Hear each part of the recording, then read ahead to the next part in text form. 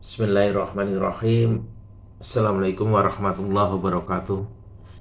Alhamdulillahirrabbilalamin. Allahumma salli ala Sayyidina Muhammad wa ala ali Sayyidina Muhammad kama sallaita ala Ibrahim wa ala ali Ibrahim wa barik ala Muhammad wa ala ali Sayyidina Muhammad kama barakta ala Sayyidina Ibrahim wa ala ali Sayyidina Ibrahim fil alamin innaka Hamidum Majid. Teman-teman sekalian, sebetulnya saya males bahas ini ya.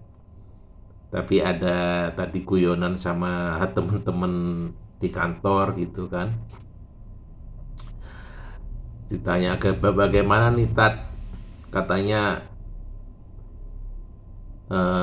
satu orang Habib bodoh itu, apalagi kalau Habibnya abal-abal itu, lebih mulia dari 70 kiai yang alim ya. Jadi kurafat-kurafat seperti ini teman-teman ya. Jadi sebetulnya saya malas bahas ini, apalagi kalau yang mengatakan tuh siapa, si Bahar ya, si Bahar Smith tuh ya, preman kampung gitu. Ya sebetulnya males teman-teman menanggapi ya. Bagi saya Bahar itu ya nggak ada apa-apanya. Orang baca kitab kuning aja dia udah belepotan ya, kayak orang kumur-kumur kan. Jadi ya nggak ada, sebetulnya nggak ada ini ya, nggak ada manfaatnya balas ini sama orang-orang yang bodoh itu teman-teman ya. Tapi yang jelas bahwa kedudukan ilmu itu di atas nasab ya. Apapun nasab Anda ya, itu kalau Anda bandingkan dengan orang yang alim, orang yang berilmu, pasti lebih tinggi dari orang alim. Pasti orang alimnya lebih tinggi ya. Itu udah, karena ulama ini warisatul anbiya ya. Jadi pewaris para nabi itu ulama. Coba kalian bayangkan teman-teman. Misalkan di wilayah satu kampung atau suatu negara ya. Anda bayangkan di situ nggak ada orang alim, tapi ada jutaan habib yang ngaku habib di situ, tapi bodoh. Ya masyarakatnya nggak kebimbing. Ya ilmu syariat nggak diajarkan ya rusak ya. Tapi sebaliknya, kalau di suatu masyarakat, negara, di kampung itu ada orang alim, banyak orang alim, meskipun nggak ada yang katanya Habib abal-abal, itu ya nggak pengaruh ya, karena orang alim inilah nanti akan membimbing masyarakat tuh teman-teman, yang mengajarkan syariat-syariat yang dibawa oleh Rasulullah SAW. Jadi intinya seperti itu ya teman-teman. Ya mohon maaf karena habis pulang kerja ini saya masih di Bali. Tapi mudah-mudahan ini bermanfaat ya. Kalian bisa untuk pencerahan ya. Nanti akan saya kutip setelah ini ya. Waktu saya ngajar tentang pentingnya ilmu ya, pentingnya mengaji, pentingnya ilmu ya. Dari kitab Bajatul Wasail ya. Sanad saya dari Syekh Abdullah Fakih. Mudah-mudahan ini bermanfaat teman-teman ya. Saya akhiri, assalamualaikum warahmatullahi wabarakatuh. Ini isinya ya. Saya baca kemarin, saya ulangi sedikit dari yang terakhir kemarin. Bismillahirrahmanirrahim. A'udzubillahi minasyaitonirrajim. Bismillahirrahmanirrahim.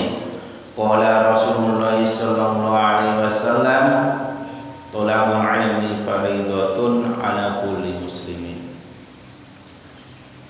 Berkata Rasulullah sallallahu alaihi wasallam, thalabul ilmi, mencari ilmu itu fardhatun ala kulli muslimin. Fardhatun, wajib, sangat wajib ya.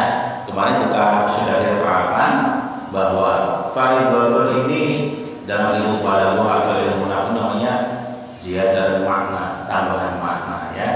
Jadi kenapa di sini bukan fardhu ya?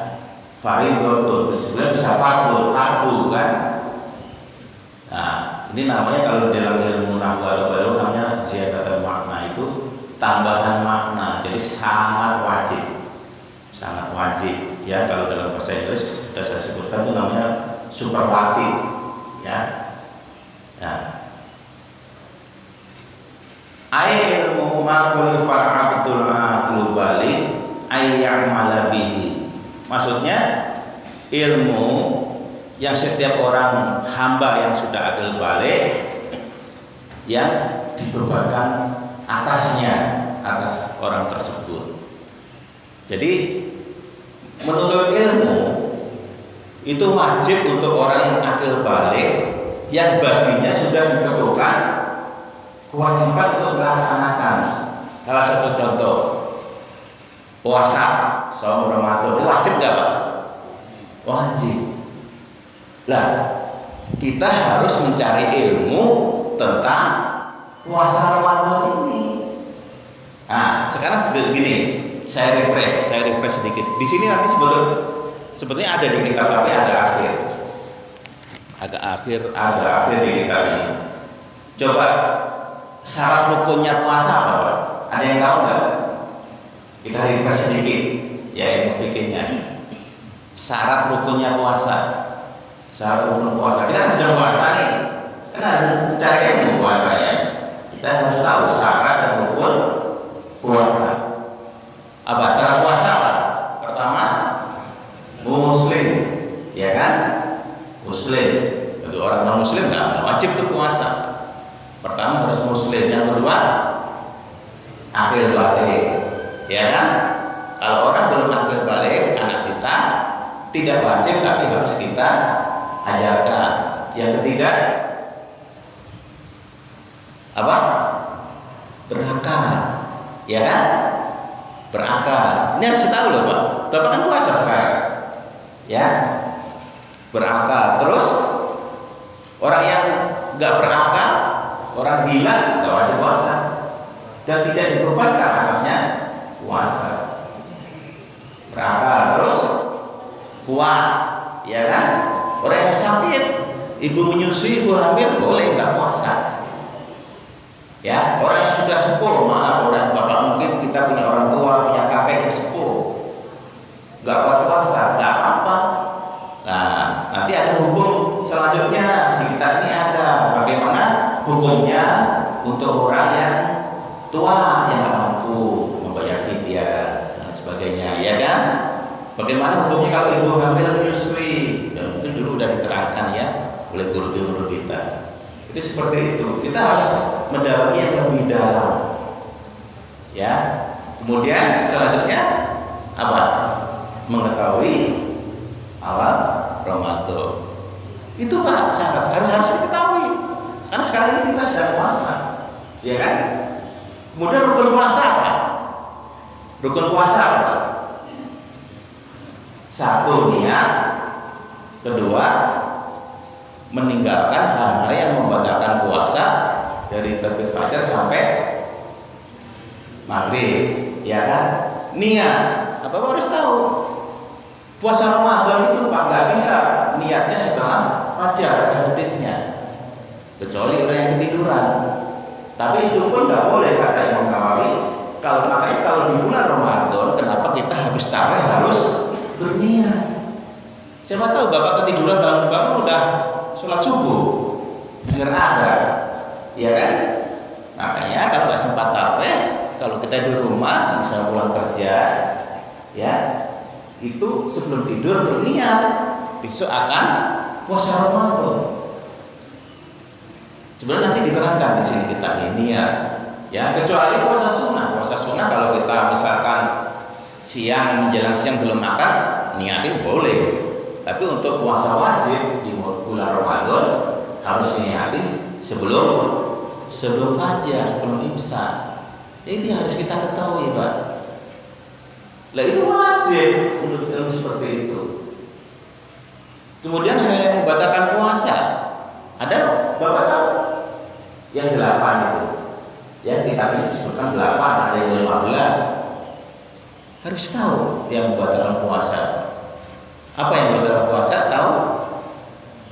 Perlu dibahas kan? Perlu.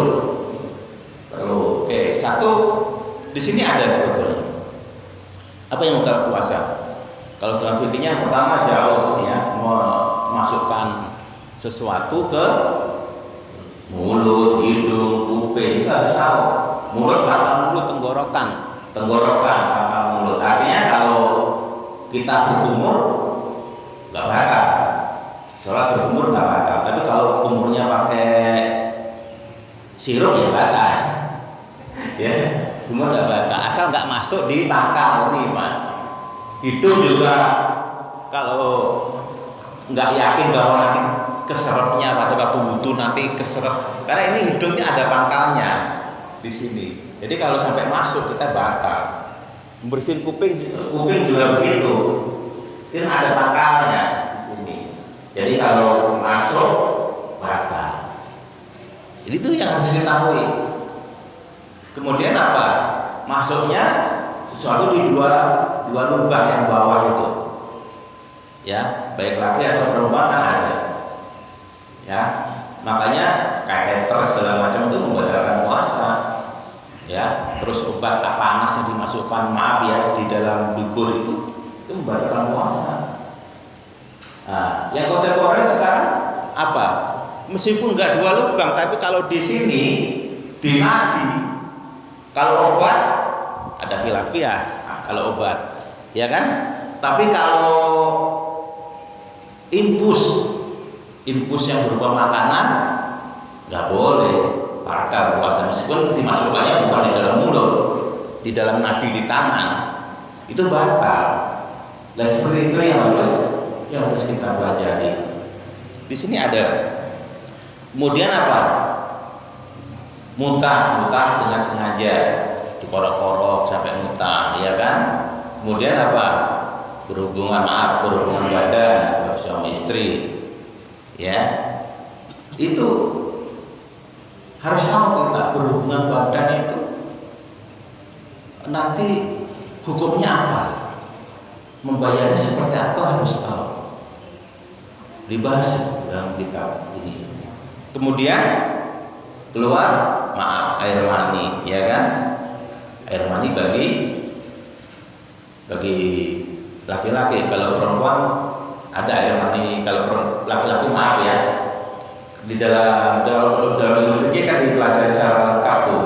Air mani itu kalau laki-laki kan kental putih itu ya, bukan mani ya, mani. Kalau perempuan encer kuning, ya kan? Dalam kitab fikih kan disebutin tuh. Nah, itu yang keluar dengan sadar. Kecuali sadar, digosok-gosok, lihat orang lihat orang perempuan dia sampai itu keluar kata. Tapi kalau ketiduran lebih basah, masih ada khilafiyah, ada yang batal, ada yang enggak. Tapi menurut saya tetap batal, mending difoto. Seperti itu. Kemudian haid nifas, ya kan? Kemudian gila dan murtad. Orang gila misalnya puasa tiba-tiba gila, udah nggak wajib puasa lagi. Lainnya harus kita pelajari, Pak. Ya, ini wajib. Yang seorang akil balik yang berakal ditetapkan kepadanya hukum, dia wajib belajar tentang hukum itu. Gitu.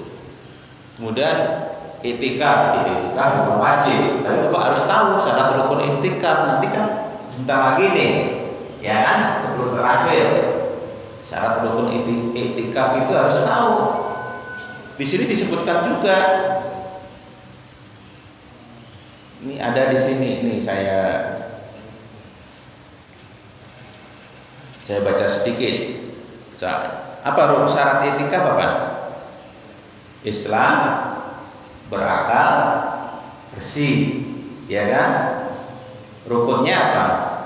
Masjid, diam, niat, ada orang yang beriktikaf, kan begitu, ya kan?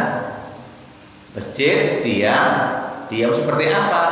Seperti itu maknanya sholat. Jadi anak bapak ini iktikaf ke masjid sebentar saja, itu udah iktikaf, pulang lagi namanya iktikaf. Karena diamnya itu kata Imam Nawawi seperti membaca Subhanallah wa bihamdihi di dalam sholat. Itu udah iktikaf namanya. Dan seperti itu yang harus kita pelajari. Nanti sebentar lagi membayar zakat, harus kita pelajari. Itulah gunanya majelis taklim seperti ini, Pak. Makanya kita perlu datang. Kalau kita belajar sendiri, Pak, takut sesat. Yang kedua, bukunya tebel-tebel, iya kan? Kita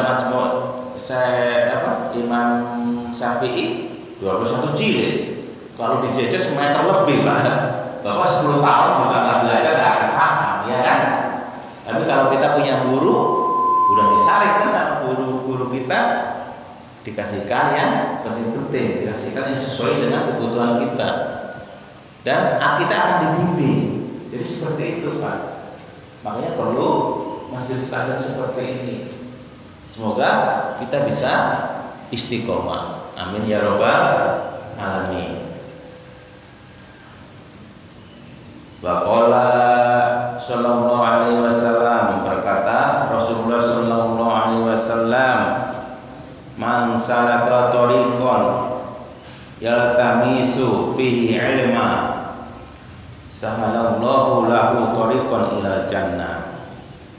Ini Pak, ya, masalah tariqan yang tamisu, barang siapa menempuh tariqan jalan, yaltamisu mencari apa, fihi apa, tariq ilman, itu ilmu, sahalallahu akan mempermudah Allah lahu kepada man tadi, tariqan ilal jannah, jalan menuju surga.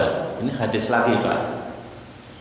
Nah, keterangannya di mana? Fihi ilma, ai syar'iyan au alatan lahu. Jadi ilmu ai syar'iyan, ilmu syariah. Ilmu syariah. Ya kayak tadi, puasa itu belajar syariatnya, hukum syarat rukun puasa apa, sholat syarat rukun sholat apa, gitu kan? Kemudian au alatan, atau alat yang mencapai untuk ilmu syariah tadi, misalkan bahasa Arab, ilmu nahwu dan lain sebagainya. Pokoknya alat deh, alat yang untuk membimbing kepada ilmu syariah tadi, ya. Jadi fihi ilman ini maksudnya ilmu syariah atau alat untuk mencapai ilmu syariah itu.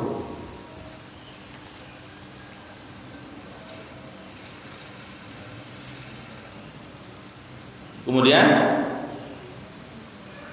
tariqan ila jannah ai fi dunya bi ayyafiqahu lil amal sholihah. Nah, jalan menuju jalan tadi maksudnya apa?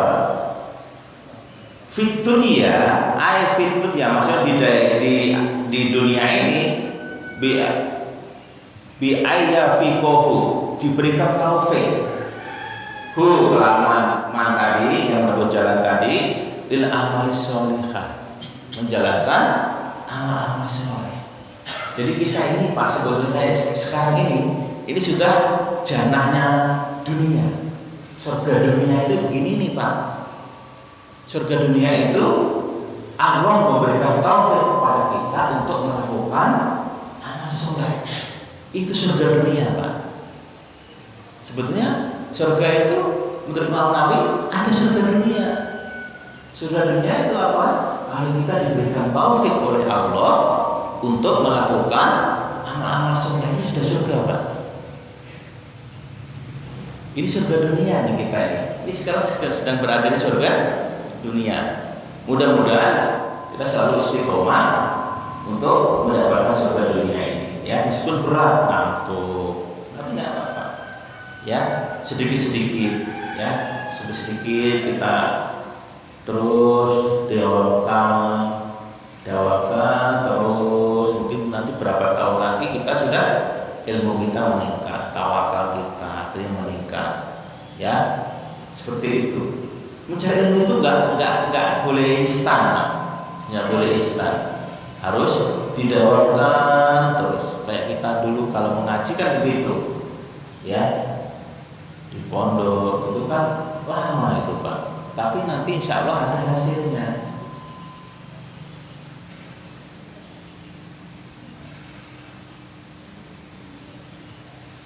Wa fil akhirah, dan di akhirat nanti, yasluka bihi, akan yasluka menjalankan Allah bihi kepada man tadi, tariqon jalan la su'ubatan, yang tidak ada kesulitan, fiha, di dalam tariq tadi, di dalam jalan tadi, wala huwala, dan tidak ada ketakutan,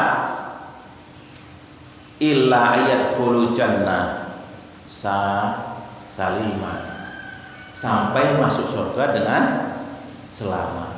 Jadi seperti itu, Pak. Jadi di akhirat nanti orang yang menuntut ilmu tadi itu Allah akan menjalankan di jalan yang tidak susah dan tidak ada ketakutan sampai kita masuk surga, insya Allah. Jadi seperti itu. Itulah gunanya menuntut ilmu. Ya, itu baru pembukaan. Kemudian bab tentang masalah usuluddin, ya, pokok-pokok agama. Summa syara'a fi ilmi usuluddini faqala. Kemudian kita bicara tentang ilmu usuluddin. Faqala berkata, maksudnya mu'allif hadzal kitab ini Syekh Al-Ghobasi. Arkanul Islami, rukun Islam itu khamsatun, itu ada 5. Ya, rukun Islam itu ada 5. Nah, ini ada tambahan. Wa qala Syekh Muhyiddin, berkata Syekh Muhyiddin, qawaidul Islami khamsatun. Ini ilmu tambahan aja ya, di luar tadi. Ini saya baca syarahnya karena di syarahnya ada. Berkata Syekh Muhyiddin, kaidah Islam itu ada 5. Kata Syekh Muhyiddin, kaidah Islam itu ada 5. Yang pertama, ma'rifatul ma'budi, mengenal yang disembah. Jadi kaidah Islam itu menurut Syekh Muhyiddin ada 5. Yang pertama, ma'rifatul ma'budi, mengenal yang disembah.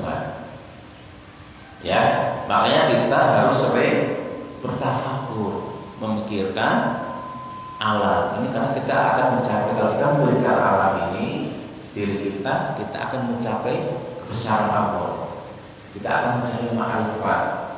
Makanya kata Syekh Malik Ibrahim, ada banyak orang yang meninggalkan dunia tapi dia belum mencapai kenikmatan dunia yang tertinggi. Apa itu, Pak, kenikmatan dunia yang tertinggi? Ma'rifatullah, mengenal Allah. Caranya gimana, Pak? Coba deh. Ini kan mau puasa Bapak, kita sahur terakhir mungkin jam 4 kan? Masih ada waktu 20 menit misalnya jam 4. Coba Bapak pertama setengah jam sebelum sahur sholat di keheningan magus, Bapak sholat. Nah, ini kan puasa, dawamkan dulu puasa, karena tubuh manusia itu nanti terbiasa. Jadi tubuh kita itu ada yang nggak kita sadari, di otak itu ada namanya broca. Kata ilmuwan Amerika, kenapa orang itu bisa bertahan setiap hari tidur 3 jam dia kuat? Karena sebetulnya apa? Di dalam otak itu ada namanya broca.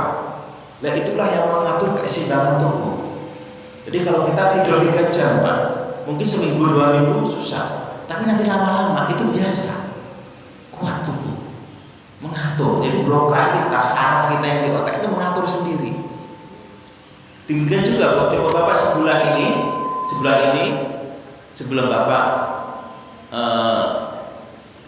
sahur, dawamkan dulu setengah jam dulu sholat. Nanti setelah 1 bulan, Pak,